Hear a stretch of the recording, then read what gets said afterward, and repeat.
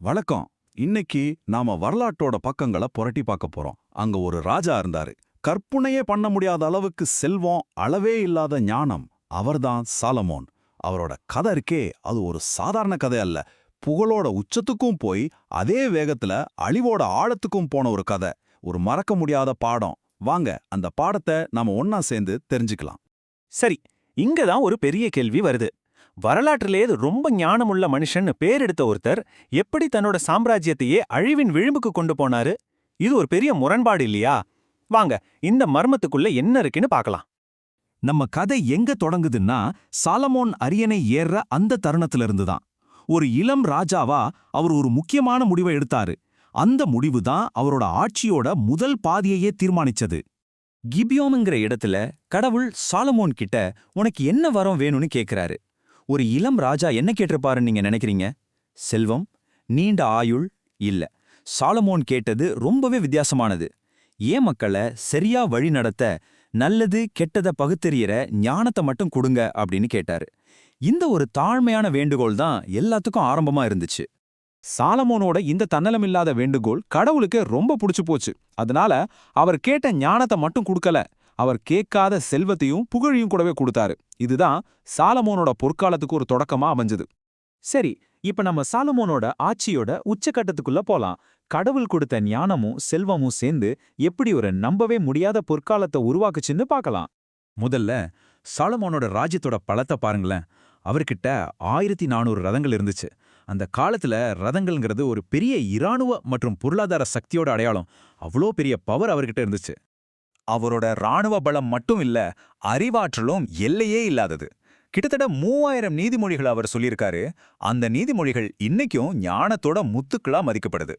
சாலமோனோட புகழ் கடல் கடந்து கண்டம் கடந்து பரவ ஆரம்பிச்சது. தூர தேசங்கள்ல இருந்து கூட பெரிய பெரிய ஆட்சியாளர்கள்லாம் அவரோட ஞானத்தை கேட்க வந்தாங்க. இதுல ரொம்ப பிரபலமானவங்க யாருன்னா சேபா நாட்டு ராணி தான். சேபா ராணி சாலமோனோட ராஜ்யத்தை நேர்ல பார்த்தப்போ அப்படியே ஆச்சரியப்பட்டு போயிட்டாங்க. நான் கேள்விப்பட்டது பாதி கூட இல்ல போல் இருக்கே, உங்க ஞானமும் செல்வமும் நான் கேட்டதை விட பல மடங்கு அதிகமா இருக்கு அப்படின்னு சொன்னாங்க. இதுவே சாலமோனோட ராஜ்யத்தோட பிரமாண்டத்துக்கு ஒரு பெரிய சாட்சி. இப்போ சாலமோனோட ஆட்சியிலேயே ஒரு மணிமகுடம் மாதிரி இருந்த ஒரு சாதனைக்கு போலாம். அதுதான் எருசலேம்ல அவர் கட்டின முதல் தேவாலயம். அது வெறும் ஒரு கட்டடம் இல்ல, அது கடவுளுக்கும் இஸ்ரவேல் மக்களுக்கும் நடுவுல இருந்த ஒரு ஒப்பந்தத்தோட சின்னம். ஆனா இங்க ஒரு சின்ன விஷயத்தை கவனிக்கணும். தேவாலயத்தை கட்டி முடிக்க 7 வருஷம் ஆச்சு. ஆனா அவரோட சொந்த அரண்மனையை கட்ட சாலோமோன் 13 வருஷம் எடுத்துக்கிட்டாரு.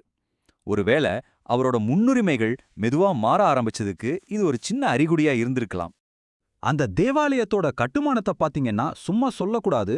லெபனான்ல இருந்து கொண்டு வந்த கேதுரு மரங்கள், தூய தங்கத் தகடுகள், நுட்பமான வெங்கல வேலைப்பாடுகள்னு அதோட ஒவ்வொரு அங்குலமும் ஆடம்பரத்தையும் பிரம்மாண்டத்தையும் தான் காட்டுச்சு. சரி, அந்த தேவாலயம் கட்டி முடிக்கப்பட்டு அர்ப்பணிக்கப்பட்டப்போ ஒரு அற்புதம் நடந்துச்சு.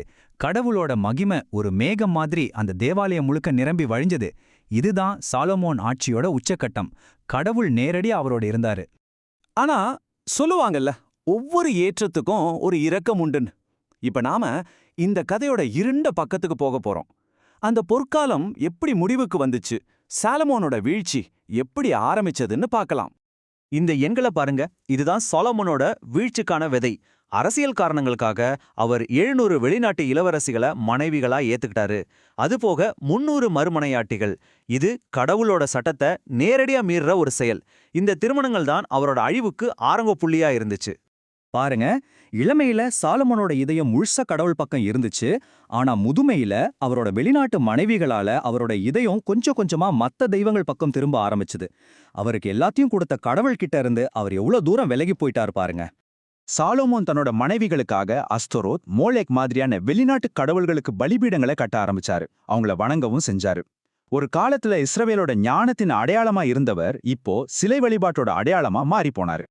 சாலமோனோட இந்த செயல்களுக்கு கடவுளோட தீர்ப்பு வந்துச்சு. நான் உன்னிடமிருந்து இந்த ராஜ்யத்தை பிடுங்கி அதை உன் மகனோட ஆட்சியில 2ஆ உடைப்பேன் அப்படின்னு கடவுள் சொன்னாரு. அவர் அவ்வளோ கஷ்டப்பட்டு கட்டி எழுப்பிய அந்த பெரிய சாம்ராஜ்யம் அழிய போகுதுங்கிறது தான் அந்த தீர்ப்பு. சரி, இப்ப நம்ம சாலமோன் கதையோட கடைசி அத்தியாயத்துக்கு வந்துட்டோம். அவரோட செயல்களோட விளைவுகள் என்ன, அவர் இந்த உலகத்துக்கு விட்டுட்டு போன பாடம் என்ன, அதை பத்தி பார்க்கலாம். சாலமோன் இறந்ததுக்கு அப்புறம் கடவுளோட தீர்ப்பு உடனே நிறைவேறிச்சு. 40 வருஷமா ஒற்றுமையா இருந்த அந்த ராஜ்யம் ரெண்டா உடைஞ்சது. ஒரு காலத்துல உலகத்தோட சக்தி வாய்ந்த சாம்ராஜ்யமா இருந்தது, இப்போ உள்நாட்டு கலவரத்துல மூழ்கி போச்சு. இதுதான் சாலமோனோட முரண்பாடு. உலகத்திலே மிக ஞானமுள்ள மனுஷனா இருந்தும் அவர் எடுத்த முடிவுகள் ரொம்பவே முட்டாள்தனமானதா இருந்துச்சு. அதிகாரம், செல்வம், பெருமை இதெல்லாம் ஒரு மனுஷனை எப்படி அழிச்சிடுங்கிறதுக்கு அவரோட கதை ஒரு காலத்தால் அழியாத எச்சரிக்கை. கடைசியா சாலமோனோட கதை நம்ம மனசுல ஒரு முக்கியமான கேள்வியை விட்டுட்டு போகுது. ஞானம் செல்வத்தை கொண்டு வரதா இல்ல செல்வம் ஞானத்தை அழிக்கிறதா? இத பத்தி நீங்க என்ன நினைக்கிறீங்க? யோசிச்சு பாருங்க. நன்றி.